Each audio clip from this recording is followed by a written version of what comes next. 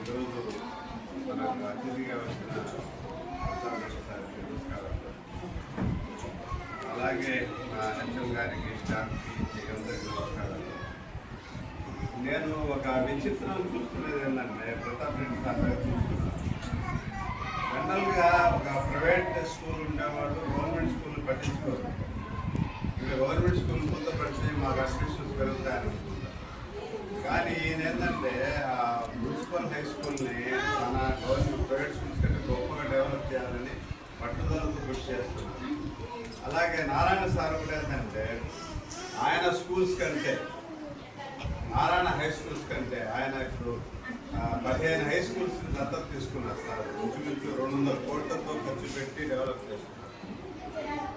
ఆయన ఏంటంటే, నేను పేదరికంలో చూశాను కాబట్టి మన పేద పిల్లలు చదివే స్కూల్స్ గొప్పగా ఉండాలి, తన నారాయణ స్కూల్స్ కంటే గొప్పగా ఉండాలని తీర్చిదిద్దుతున్నారు. నిజంగా అదొక అద్భుతం సార్ యొక్క ఆలోచన. జనరల్గా ఎవరు ఉండరు ఆ విధంగా. కాబట్టి సార్కి క్లాప్స్ కొట్టి సార్కి.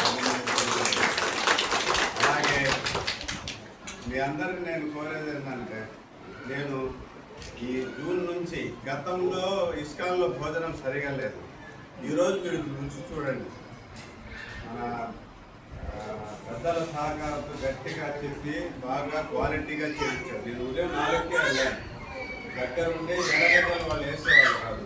ఎర్రగడ్డలు లేకపోతే మన పిల్లకాయలు తిన్నా లేదా బాబు అని ఎర్రగడ్డలు కూడా వేయించి, కొద్ది కారం లేకపోతే తప్పగా ఉంటుంది కారం వేయించి, తర్వాత తెల్లగడ్డలు కానీ రుచిగా నేను ఉల్లగడ్డ కూర టేస్ట్ చేశాను. తర్వాత ఆకుకూర చూశాను. అంతా రుచిగా బాగుంది. అంటే నేను స్కూల్ తెరిచినప్పటి నుంచి 2వ పోవడం ఇస్కాన్ ఆడ వంట దగ్గరికి. అంటే మీరు పూర్తిగా 100% మీ పిల్లకాయల్ని, ఇంతకుముందు రైస్ బాగుండేది కాదు, ఇప్పుడు రైస్ సన్న బియ్యం ఇస్తున్నారు. రైస్ కూడా చాలా బాగుంది. గతంలో రైస్ అసలు ముద్దలుగా బాగుండేది కాదు. మధ్యాహ్న భోజనం చాలా రుచిగా ఉంటుంది. కాబట్టి మీ పిల్లలందరినీ తినిపించండి. ఏదైనా మధ్యాహ్న భోజనం సమస్యలు ఉంటే నా దృష్టికి తీసుకువస్తే ఇంకా బాగా రుచిగా వండించేదానికి ఏదైనా అవసరం ఉన్న మధ్య గారితో, మన ప్రతాప్ రెడ్డి సార్తో వాళ్ళని మాట్లాడి ఇంకా బాగా మీకు పిల్లలు బాగా తినేటట్టు మా వంతు మేము చేయించి బాగా వండిస్తాం. నేనేంటంటే శుచిగా, శుభ్రంగా, చాలా క్వాలిటీగా చేస్తారు. నేను పోయి చూశాను.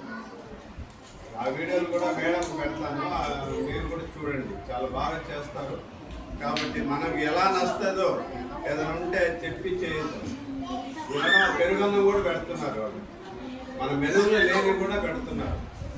కాబట్టి అందరి పిల్లకాయలు మన స్కూళ్ళలో తినేటట్టు వచ్చేసి మనకేంటంటే అదొక ఆనందం. సార్ ఇంతకుముందు పిల్లలు ఆడుకునే దానికి పార్కులే లేవు, ప్రతి స్కూల్ పార్క్గా చేశారు సార్, చాలా ఖర్చు పెట్టి.